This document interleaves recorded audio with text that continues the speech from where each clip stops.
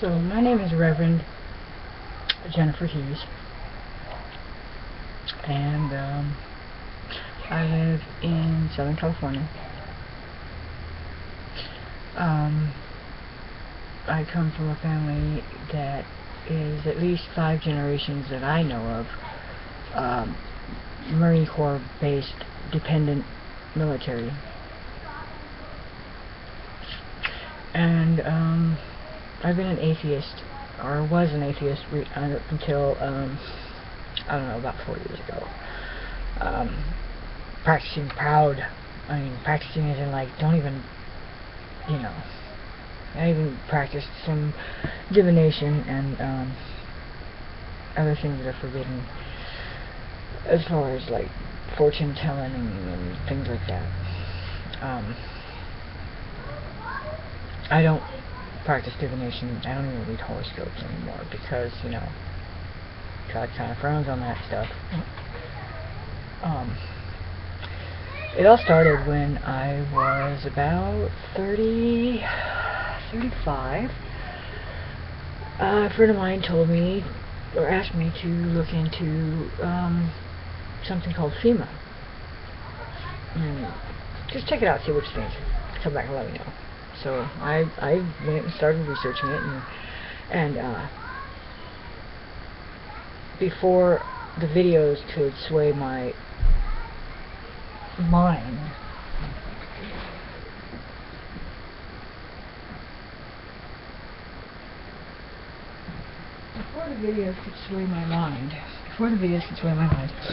I decided to do some research on the law, because if you really want to know what's going on, you check out the legislature. So I went to the Library of Congress site, and I spent a lot of time there looking into laws, and to be quite frank, the laws convinced me that the tinfoil hat wearing paranoid patriots, conspiracy theorists, were absolutely right. They don't make legislature for no reason. God doesn't make rules for no reason. There's always a reason, a need for the law before the law. When a law is being written, they write it because they have a need for a law to be written, not because as a contingency, just in case. It's we need this now. Okay. Anyway. That opened a whole other can of worms, but we won't even talk about the spiritual side of things right now. We won't talk about the spiritual side of things, because I know there's a big line in between religion and politics. They make strange bedfellows, not polite to talk about in public. Well, the fact of the matter is if you can get a group of people together that can talk about these two things in the same conversation without getting into a fanatical argument about it, or a debate, or a fight, they might figure something out, because they are, in fact, so very closely tied to each other. And whether the average citizen in this country or the rest of the world believes in God or Satan or not is irrelevant to the big picture. It really is irrelevant to the big picture as far as what is coming down in our country and around the world politically. Because the people that are enacting the agendas, the conspiracies, those people do believe in the spiritual realm of things, and the God and biblical creation and all that stuff, and they do believe in revelation, and they are pushing to do everything that the Bible says is going to happen. And whether you believe in it or not really ain't going to matter. Until it's too late. It'll matter once you figure it out. But to being able to fight off the agenda, or to being safe from the agenda, or that's not going to affect me, it's not going to matter. It's not going to matter what you are. It will affect you. This does affect you. It affects every single person on this planet. Every single person in this country. Every single person in this country. Every free thinker. Globally. It is a global agenda, and it is to enact the global agenda. and it is very Luciferian, rather, you know, not satanic. Satan is a title, okay? It's just that, it's like governor. You know, it's just a title. Luciferian is specific, a little more specific. That's a more specific, it's the title of this one. And believe you me, when the man bearing the water comes, that Jesus talked about, there'll be another one, and another one, and another one. It's the grand design. It's the law and chaos. You cannot have one side without the other. Down to a splitting of an atom, and A-D-A-M, A-T-O-M, it doesn't matter. They both sound the same without the word. Ooh, the word. Let's talk about the word for a second. The word. In the beginning was the Word, and the Word was God, and the Word was with God. And without Him, nothing has been created, could have been created. Well, let's think about that. What is the Word? The Word, capitalized. Well, is it a person? Is it a spirit? Is it simply... Let's see. Is it simply... Or is it simply just a word? Just a word. The act of being able to do this right here. Describe or cite or write. The act of a language. Maybe it's just that simple. The word. Nothing becomes real until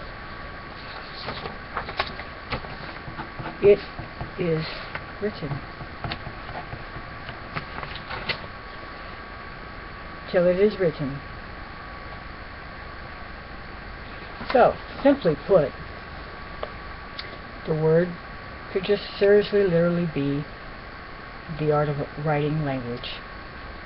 And thus, having created language and a way to record things, God has made them valid, and it is now law, or real.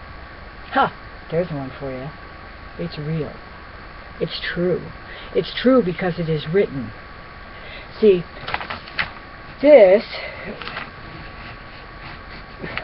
and this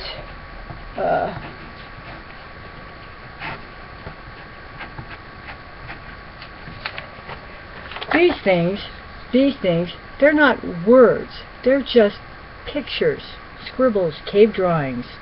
Therefore, they have no validity, right? Hieroglyphs, you know, they're just finger paints on caves. So, they don't really tell you anything, really. I mean, you can't read them like that. At least we can't, really. And they're just little drawings. They could have been, you know, it could have been done by a 5-year-old. Who knows? But, you know, all of a sudden you have words that mean things. Words that mean things.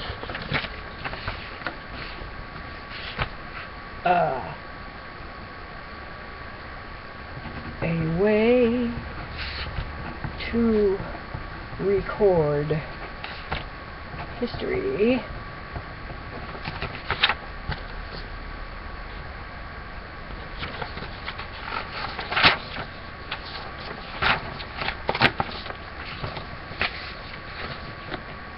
For it is written. For it is written. So shall it be done. For it is written, so shall it be done. So anyway, I got off on a little tangent there. Anyhow, the agenda to depopulate the planet exists. It is in the works every day, with the planes that you see spewing chemicals in the sky, with the boxes of processed food with pretty pictures on it that we buy in the store that aren't even required to tell us what they are, with the signing of the Monsanto Protection Act, with the enabling of asymmetrical warfare, by bringing undocumented workers into this country on a path to citizenship through the military. Workers who will not have any loyalty to the American citizen and will be just okay with shooting someone who's going